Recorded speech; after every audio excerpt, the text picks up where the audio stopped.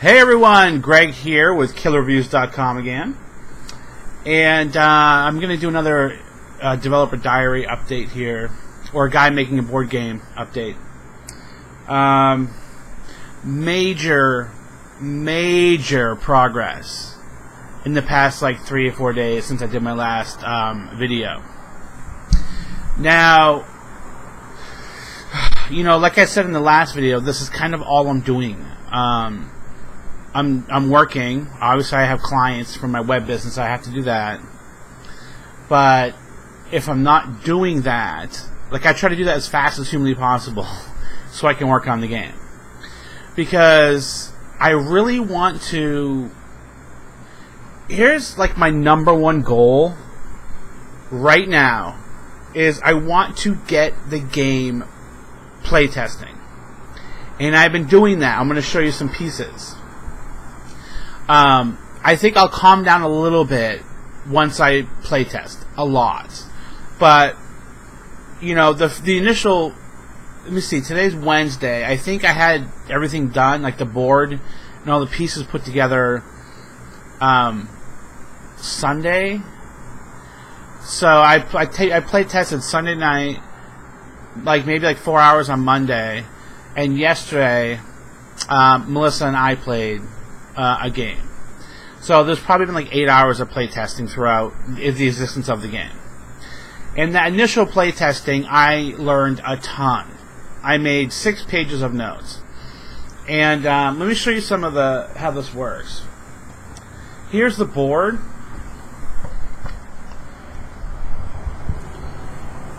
And the reason it has all the stickers is so to help entice my... Excuse me while the motorcycle man rips through the streets. You know, I live like in downtown of my city, and one of the most annoying things are the motorcycles, and they have to like rip, you know, like they have to make sure everybody in the neighborhood knows they're on a motorcycle. Here's the board, and it's got all the stickers so I can get my kids to play the game with me. That's to try to get them to, you know, oh, that's a cool game. But it's just a grid, and there's numbers. Each grid has a number. And this is the days. Right here. So right now, before I ordered like game pieces, and they're in the mail. But for now we use pennies.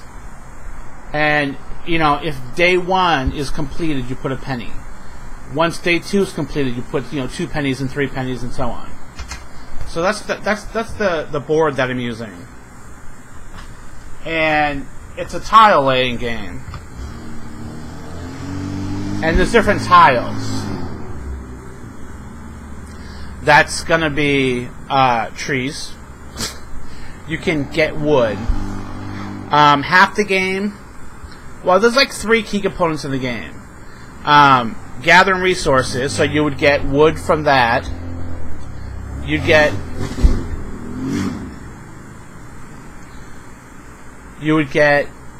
ore from that.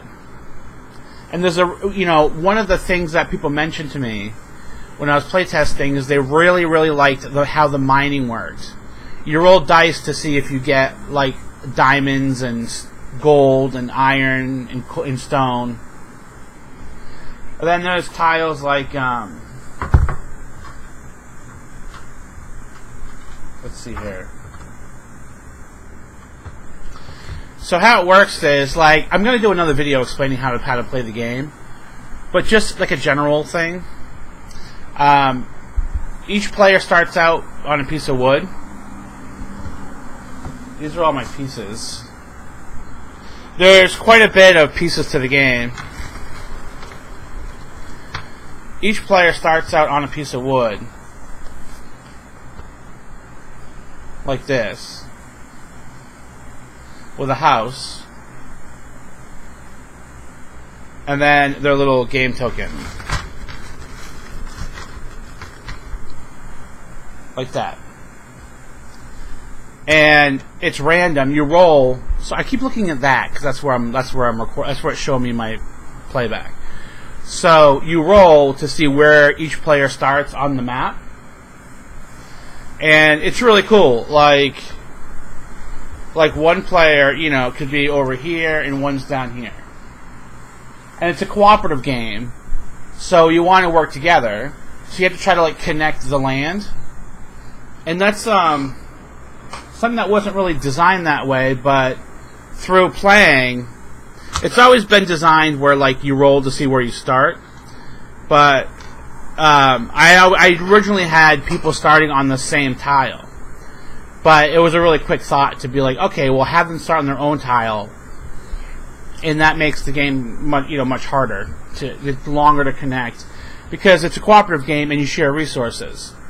So if you can only share resources if you're in the same house. So that was a cool thought. But I'm not going to explain how you play the game in this video, but I will once I get better pieces. So I made some cards up. And this artwork, I don't own the rights to this artwork. So this is not the final artwork. Cat, thank you. Thank you.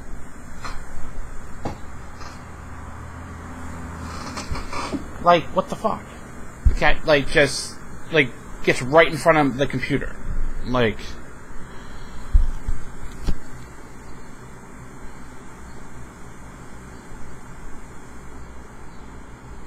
So you see, each monster has a defense. Oh, that was working perfect, and now it's not. Like that. Oh, where's the sweet spot? There we go. So you see it has a defense of 16, attack of 1. And it drops 1d4 wood. And you roll. You always roll to see how much you get, which is really a fun component of the game. You're always rolling dice, all the time. So basically you have to roll a 1 to 20 sided die to see if you hit it. If you get a 16 or higher will hit it. Which is quite hard, actually. But you can get a magic sword in the game that gives you a plus 3. And there's also item cards, like angry pills. If you have an item called angry pills, you can use the item and double your damage. Stuff like so. That there's ways to help you fight the monsters. And like I said, here's the deck. There's a whole bunch of monsters. This is a favorite. That's a favorite. Stinky Pinky. And it's a defensive 18, which is really hard to hit, but it drops a lot of good stuff. And the attack, if the combat is very simple, and I want that to be that way, with the combat, it has a defense of 18 and attack of 2.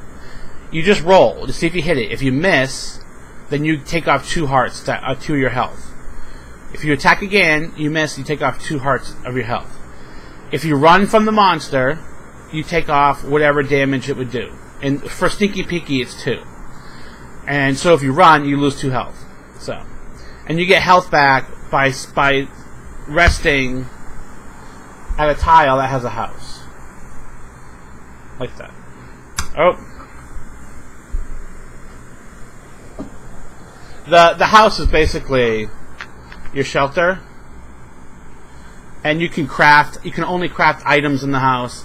You can only trade in the house with other players. And you can sleep in the house for some health back. So some of the things I learned from playtesting right away, because the goal of the game is to capture what's called essence. And you have to gather resources to craft magic jars. And when you have a magic jar, you can capture essence from monsters. So, this is Gage's favorite card. So that's a gremlin. Obviously, the artwork is stolen. I'm not using the artwork when I make the game. But monster drops spirit essence. See at the bottom. If you have a jar, you can capture essence. And, like I said, every time you turn a monster, the whole point of the game is to take your monster deck, which is like this, and when you fight a monster, you roll dice. You roll dice to see if you turn the monster to make him happy. And that's just temporary stuff for now. So, the idea is that when you start the game, you roll one of these every time you beat a monster. If it lands on that, you've turned the monster, and the monster is now happy. The goal is to get all the monsters in the deck happy, right? But with the essence that you've collected, you have to collect 3 different kinds. With 3 different jars filled with essence, spirit, energy, and magic.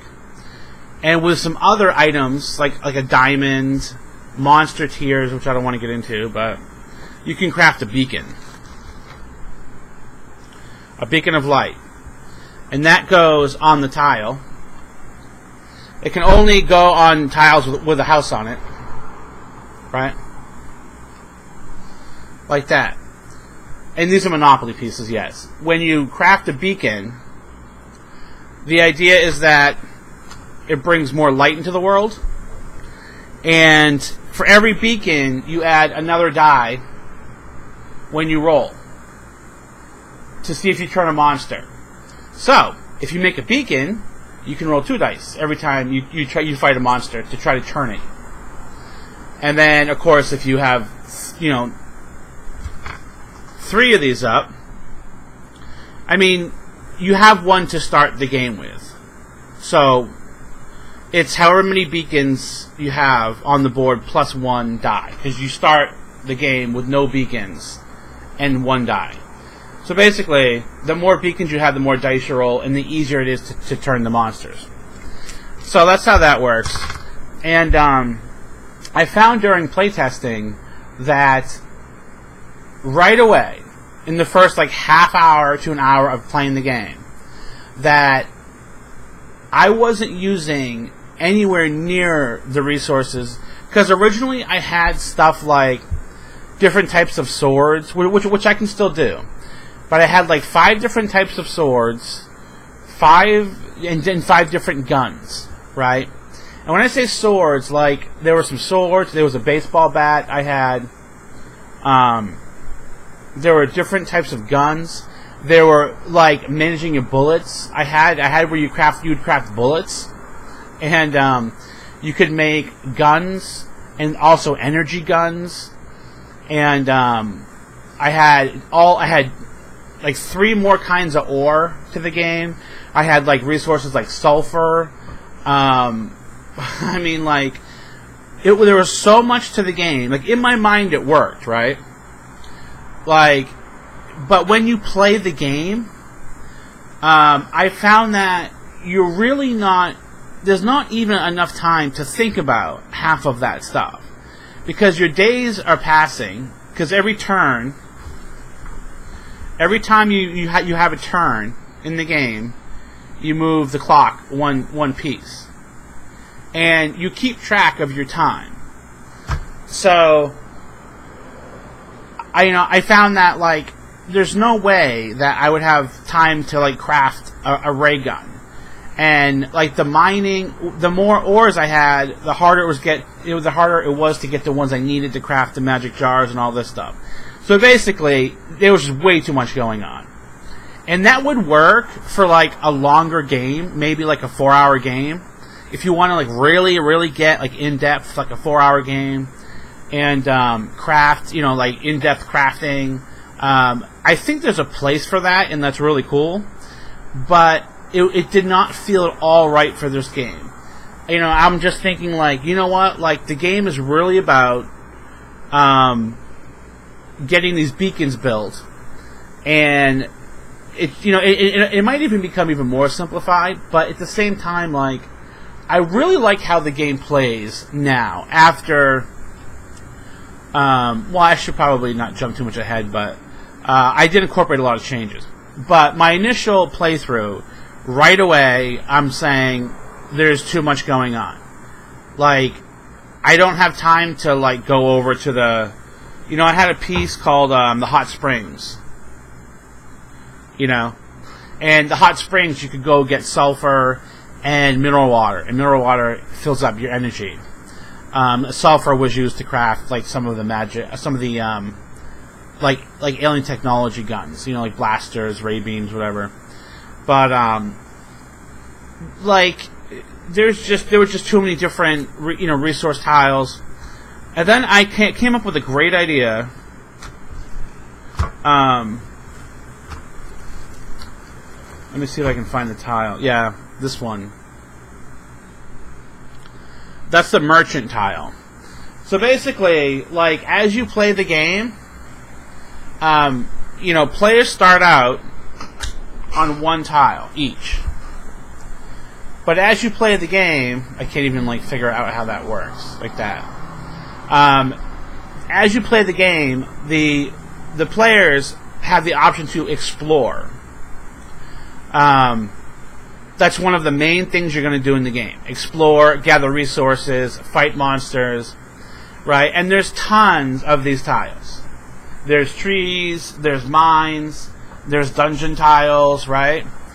So every single time you want to explore, you roll a 20-sided die, and if you get a 10 or higher, you lay down a tile. And you don't look at what the tile is. You pick from from a bag. And if you have 3 actions for your turn. Every turn you have 3 things you can do, 3 actions. So, if you just want to roll all 3 in a row, and you get a 10 or higher, then you would put down 3 tiles if you got 3 above a 10. So over time, like the map fills up, right? Like you start laying tiles down, and that's your land, right? So I came up with the idea of like, well, instead of having like a tile, a different, like, I had a junkyard, which was for like scrap metal, machine parts, plastic, glass. And I'm like, I could lose 3 of those tiles if I added a merchant. You know what I mean? In the merchant tile, you can buy different resources, trade. Like if you have wood and stone, you want more wood, it would take you 2 stone to get 1 wood. So there's like exchange rates and stuff. But I learned that right away there's too much. So that was really cool to right away. That was the biggest change I've done. And then the first playthrough, I had 6 pages of notes, like I said, and it was all things like, players can only trade in the house. When you're laying tiles down, you can only lay tiles down 1 tile space next to you. You can't just like lay 3 down in a row to make like a straight path. There's different like I realized that the drops on the cards, like the drops at the bottom, 1d6 wood, mineral water. I realized right away I was giving out way too many resources, because you fight a lot of monsters in the game over and over and over, and if you win, it's pretty easy to win the fights. And right away, like I realized, like, well, I'm getting way too many resources from the monster cards, and not having to use the resource tiles.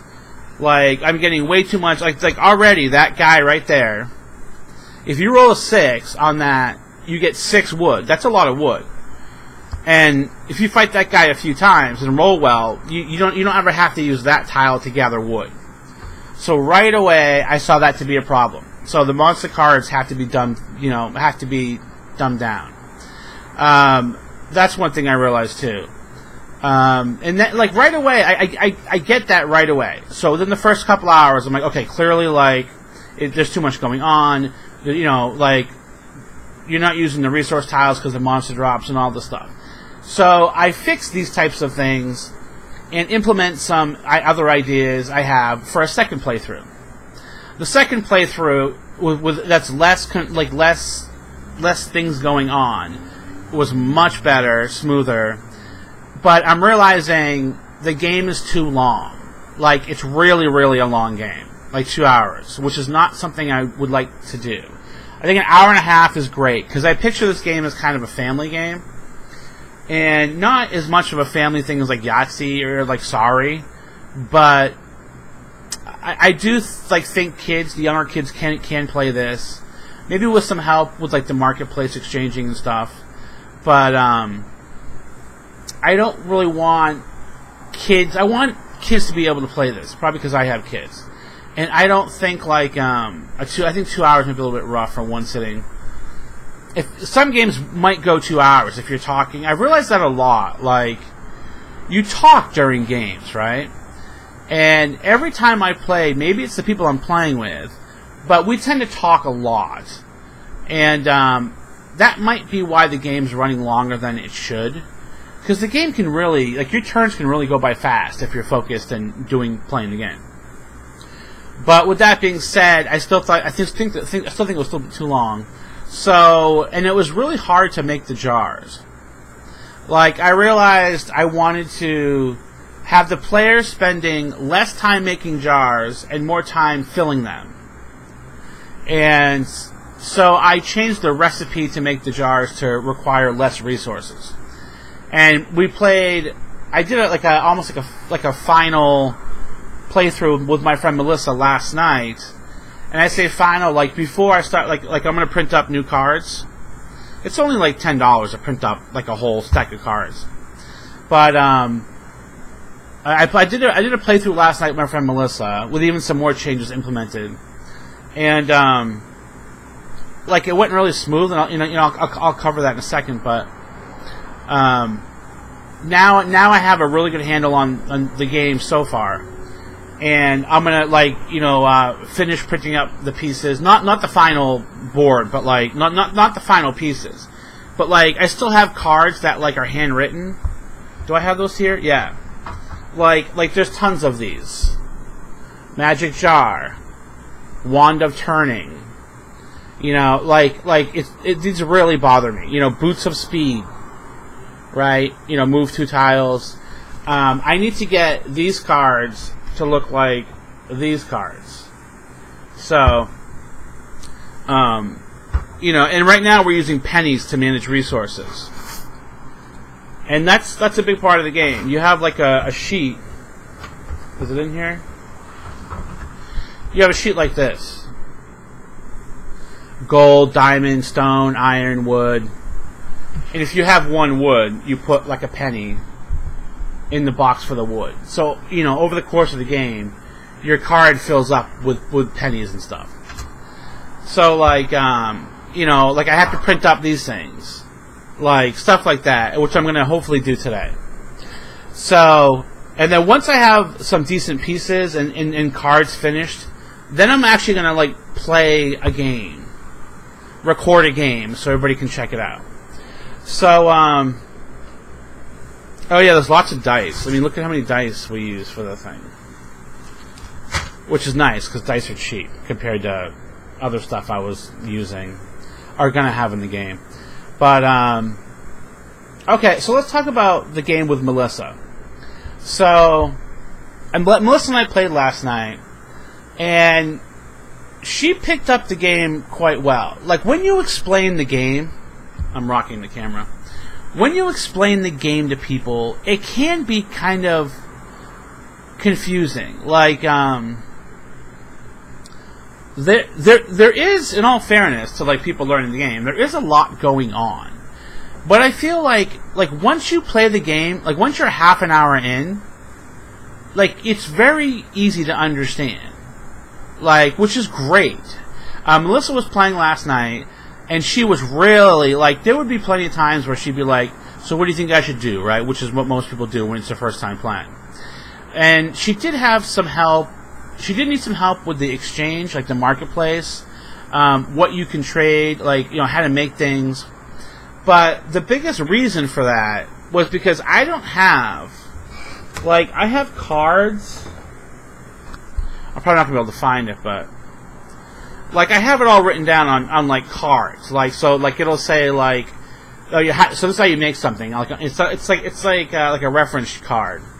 But like, I need to like make like a nice reference card where players can like, okay, how do I craft a magic pickaxe? And there's like a recipe on the card, like a reference, card.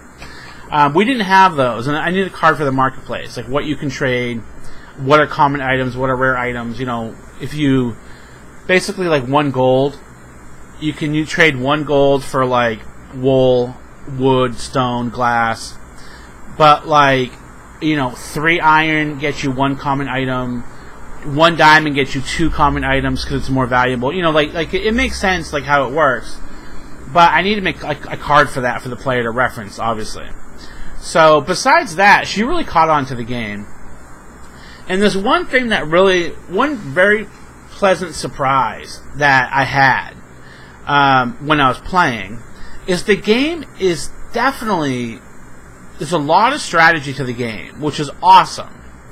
I didn't like when you're playing the game, and at first the very few turns are pretty much exploring and putting land down so you can do stuff, right? But like a half an hour in, you're definitely like making a lot of choices. You can explore land, you can fight dungeons, you can try to craft the jars. Do you craft the jars, or do you like craft like a magic pickaxe which gets you more resources, or a magic axe gets you more wood? There's like, do you like connect lands? Like how soon do you want to do that? 2 players can fight a dungeon together. Like, do you want to trade with your partner? What do you want to trade? Like last night, Melissa and I were playing. I had a magic pickaxe, so I gave her all my jars, and she had a magic sword, so I could mine and get us resources because I had bonuses because of my pickaxe. And she was in charge of like killing monsters because she had a +3 sword and collecting essence. So like we did. It's like obviously when you do something like that, it changes up. Like like 5 minutes later, you're like, okay, so I have enough resources. You go to the marketplace, and I'll go do this or something like that. You know what I mean? It's a really cooperative game, and there's way more thought than I originally anticipated, which is kind of ridiculous to think because when I designed the game originally, they were like double the resources. But I didn't quite imagine like when you actually play it, like it actually hit me thinking like, wow, there's actually a lot to do. And even now, there's a decent amount of choices to make, and I've taken out easily 10 different resources that I had originally. So that was a nice surprise because I wanted it to be like a family kids game, and I was worried that it would be boring for adults, but it's so not boring. Like you got to keep on your toes to beat the game within 7 days. And oddly enough, like I just picked 7 days because of the movie The Ring. I want the game to have little movie nods everywhere, like just like little nods to pop culture. By the way, the bad guy is not called the Nothing anymore. I'm not going to do that. I think he's going to be a wizard. Because like I really want a dragon, but like it's so common to have a dragon as like like the mystical bad guy. But I thought of this cool feature, right? So the board game. By the way, I think the board's way too big. The white part is the exact same size of a Trivial Pursuit board, which is what I was thinking the size to use to play the game. But I'm finding that we can play the game and never fill up, and usually like not even close to filling up the whole board. And I chose squares, tiles, because I'm using memory cards from the game Memory. So behind all my tiles, are Dr. Seuss pictures for the Memory game.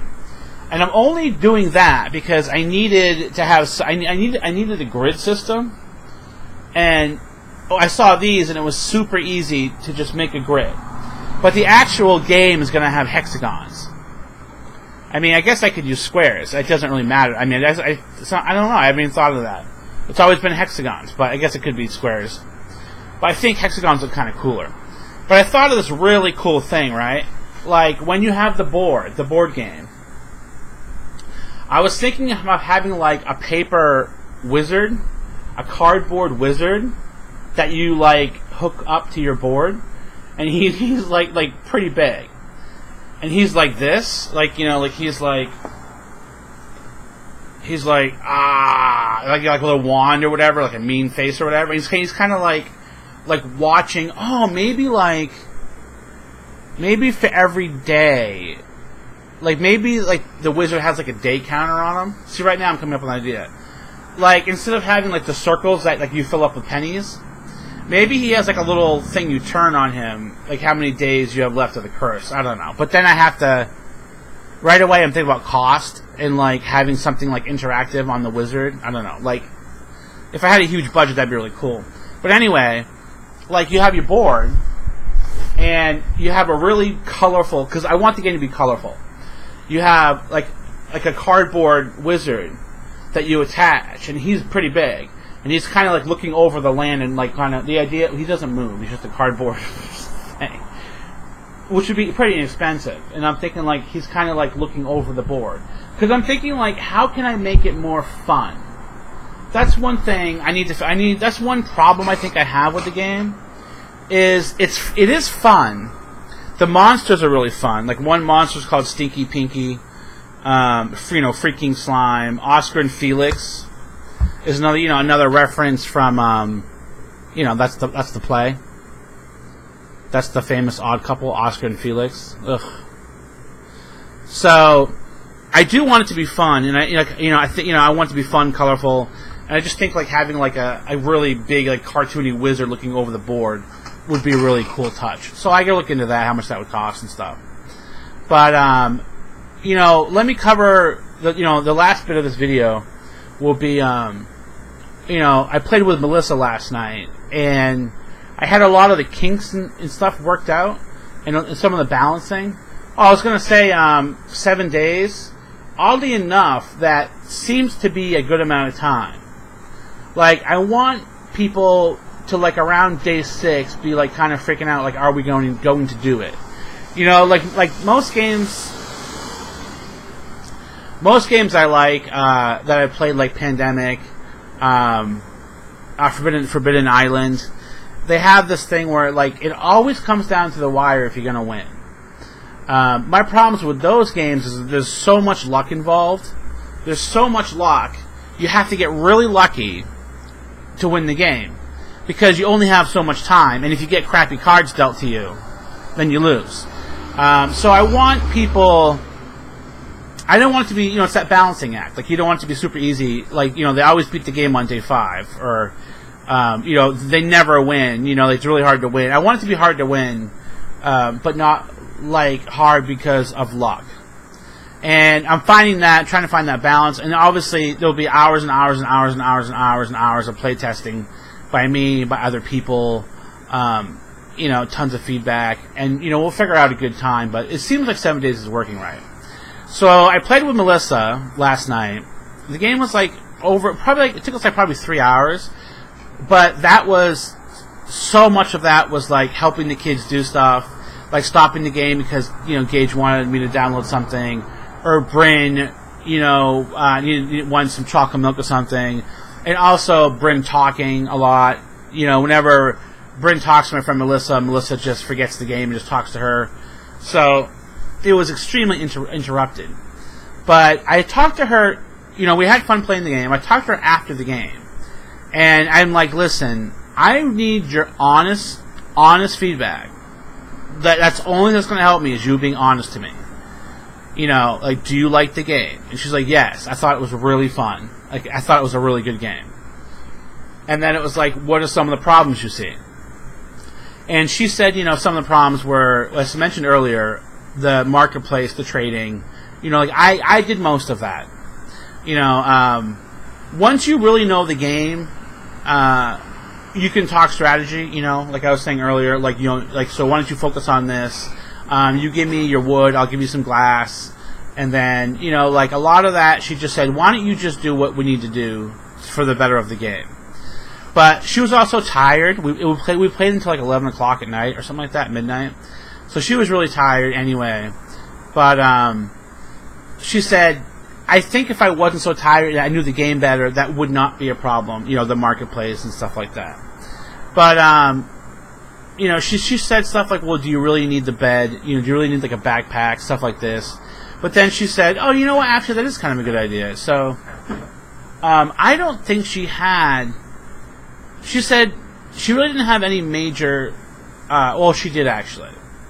The only thing she was really wondering about was the ending of the game. She didn't feel like it was rewarding enough. You spend your whole game gathering monsters and making them happy and making them your ally. And then you just win the game. And I explained to her, I'm like, well, I was thinking about having a battle at the end. Like, you battle the evil wizard.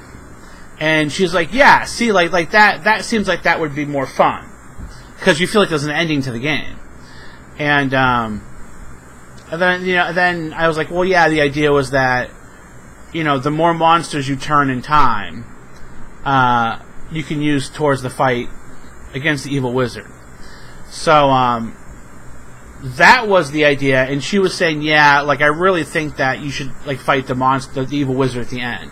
And I agree with her now, because it does feel anticlimactic. Like in Forbidden Island, which some of you don't probably know what that is.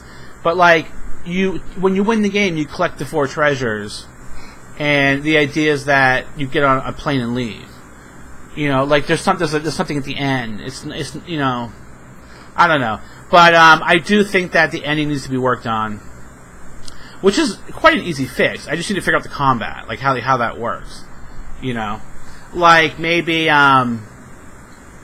Maybe the evil wizard has a defense of 20.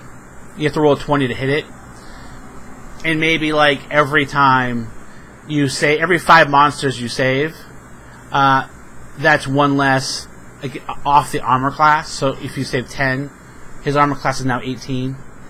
20 now 16. That's probably not a bad idea. Something like that would be how it works. But it would suck to play the whole game and fight the wizard and just do really you roll the worst ever and then you lose the game. But I guess that's kind of I guess that just comes with the territory of playing a game that you roll, right? But okay, so the only I gotta figure out the ending, and another challenge I have is I gotta figure out the game definitely plays way different with one person, because you can play by yourself. One person, 4 player, 2 players, 4 players, because everybody can work together. So I got to figure out well, how can I make the game? If it's 4 people, you could so easily just wreck the game by sharing all your resources. But maybe there's to offset that, there's a lot more monsters in the deck, and then maybe every 10 monsters you rescue, you turn, it takes 1 off the final boss, 1 of his armor class. So I think there's some easy ways you can do it, but I'm very curious how playtesting would go with 4 people. You could even do teams, I guess. You could do 2 against 2, and each fight your own wizard or something like that. What's really cool about the game is I'm learning after over playtesting is you can definitely have variants of the game. If you want to make it harder, I was thinking about this, the monster cards, you're gonna have extra monster cards. You could easily add more Stinky Pinkies because they're the hardest guy in the game, and have less crawlers. It's the Alien reference. And you could make your own deck and even have the game be even that much harder. So I don't know. It's something to think about. And that for me will come later. I want to get the basic game mechanics all figured out. So I guess that's it, folks. My next video for this game will probably be an actual recording of a playthrough of the game. Which might be really boring, but some of you might be curious to see how it plays. Anyway, you guys leave me nice feedback on these videos. I know we only get 30 to 50 views, but pretty soon I'm gonna announce the game on Board Game Geek. They have a development section, and I'm gonna post make a post about the game there, because I really want like feedback from everybody, and also I can get some playtesters that way. So I'm gonna go on Board Game Geek, announce the game, and show people like pictures and a video of me playing the game, these developer logs. So we'll get a little bit more, views on these videos and stuff. So, all right, that's it, folks. Thanks for letting me talk your ear off. Thanks for showing interest in the game. I tell you, it's funny. People, my neighbor and ex-wife were kind of like laughing at me last night because, Melissa and I were playing a board game. We were playing Forbidden Island. And then we had, my ex-wife was over to hang out with the kids for a little bit. And my neighbor, Justin, came over. And, I'm like, okay, Melissa, it's time to play my game. And then there was kind of Justin was giving me crap, time to leave. Whenever somebody brings up their own game, time to leave. And my ex-wife was saying, okay, I gotta go. Have fun doing, whatever you're doing. That type of tone. But I can't wait until, right now it's, we're using pennies and, cardboard cutouts. I can't wait until, the real game exists. That'll be really, really cool. And people will be like, oh, you made that? Alright, so thanks for listening, guys. These are always quite long. I think they're really long because, I want to look back at this, and I think it's really fun to see the game grow. But also, I can't really talk in this much in depth to my friends and family because it's a lot. You know what I mean? It'd be like somebody talking to me about a car for 40 minutes, how they fixed the car. I'd be like, oh my god, shut up. So it's a good way to get it out of my system. But here's all the stuff for the game.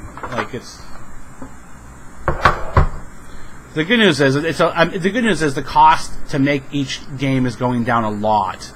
I don't have an exact cost yet, but I know, by having, I used to have resources for everything, wood, little plastic wood, coal, little wooden pieces of coal. Now it's just chips. I'll have it'll be like this, but it'll be poker chips or something. So probably cardboard, little cardboard tokens. But the good news is the cost of the game is coming down drastically. So okay, everybody, I'll check you guys later. Thanks for watching, and check out killerreviews.com and the Killer Reviews podcast. Bye.